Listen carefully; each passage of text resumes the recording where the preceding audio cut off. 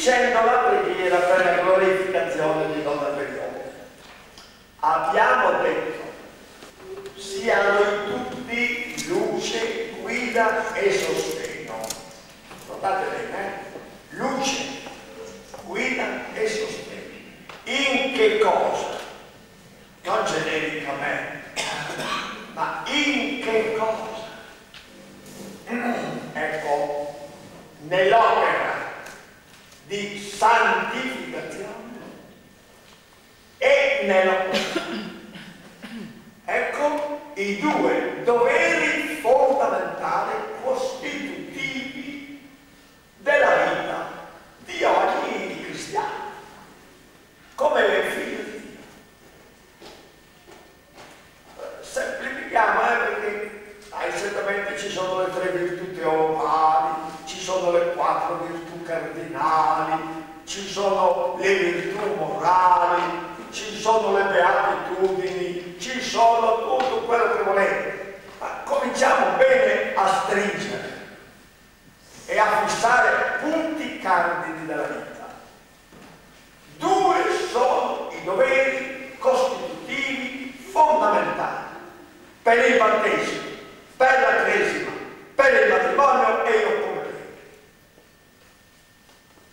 E quali sono questi 2 doveri fondamentali? Ecco qui, l'abbiamo detti recitando la preghierina di Donna Bellione.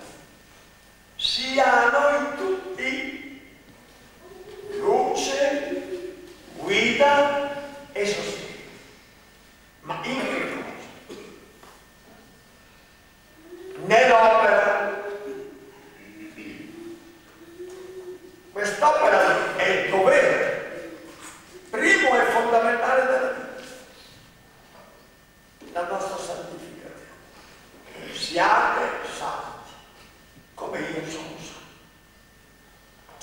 E seconda, nell'opera di apostolato,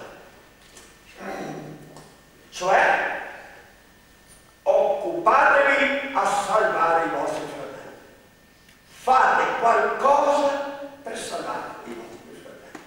Chi non porta avanti nella vita queste 2 opere, questi 2 doveri, manca davanti a Dio come creatore, manca certamente davanti a Dio e come padre.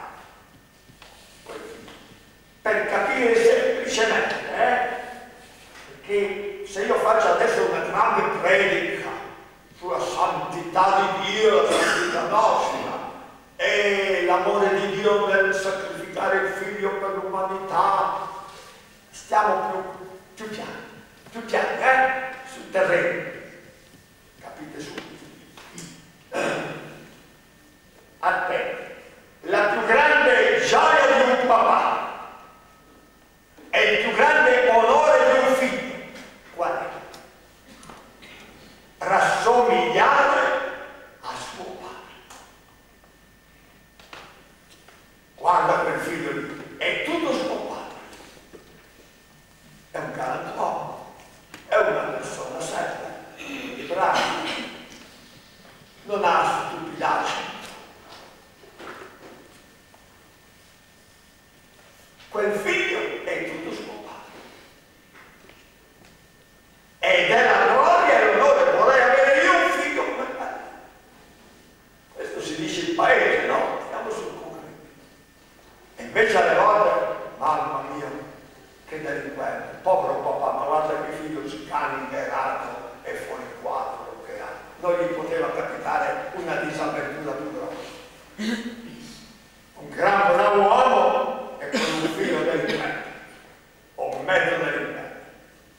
Voglia di far niente, interminato, senza equilibrio. Povero papà. Gli è proprio capitata male. Questi sono i discorsi che facciamo